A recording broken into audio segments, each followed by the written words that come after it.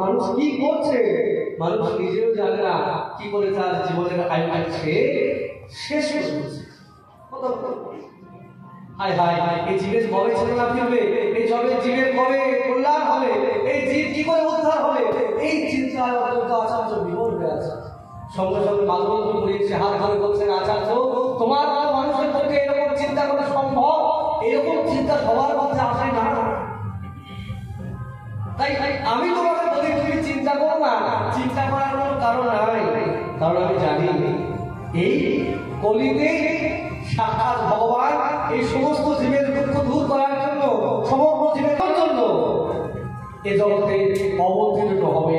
আর সেই দিন আর বেশি দিন নয়, সেই দিন সমাগত, সামনে সেই দিন আসছে। তাই তুমি বড় চিন্তা করো না, তুমি বড় দুঃখ করো না। আমি সত্যি বলছি বলে একদম সত্যি বলছি, আর আমি শুধু মুখের কথা বলছি না, তার প্রমাণও দিয়ে গেছে। প্রমাণ হয়, হ্যাঁ, অনন্ত সংহিতায় এই সম্পর্কে বিস্তার প্রমাণ দেওয়া আছে। সঙ্গে সঙ্গে কমলাক্ষ বলছেন, আচার্যদেব অনন্ত সংহিতা, আহা কি সেই গ্রন্থ, আর সেখানে কি প্রমাণ দেওয়া আছে।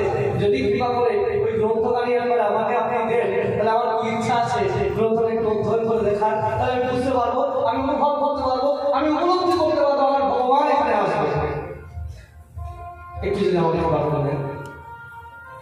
সঙ্গে সঙ্গে অনন্ত সংহিতার গ্রন্থটা দেওয়া হলো, আর অদ্বৈত আচার্য কয়েকদিনের মধ্যে অনন্ত সংহিতা মুখস্থ করে ফেলেছে, যা দেখছে সব মুখস্থ করে ফেলেছে।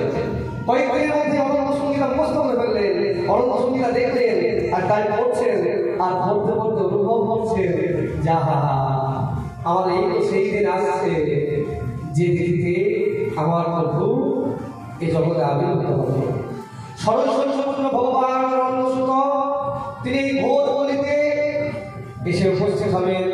শ্রীধাম নবদ্বীপে সচিবায়ের উপর আলো করে সমগ্র জগৎকে হরি বলিয়ে, জগৎকে মাতিয়ে হরিনামের প্রেমের বন্যায় মাতিয়ে দিয়ে গৌর সুন্দর হয়ে আবির্ভূত। আর এই বলার সঙ্গে সঙ্গে তিনি চিৎকার করে গাইতে থাকবেন, আমার গৌর গণগাথা। তিনি চিৎকার করে গাইছেন যে গৌর মোর প্রাণপতি, যাহা তারে পাই বেদ ধর্ম লঙ্কি বই তাহা চলে যায়। আমি আর এখানে থাকবো না, আমার প্রাণপতি প্রাণনাথ প্রাণের ঈশ্বর শ্রী গৌর সুন্দর শ্রীধাম নবদ্বীপে প্রকট হবে।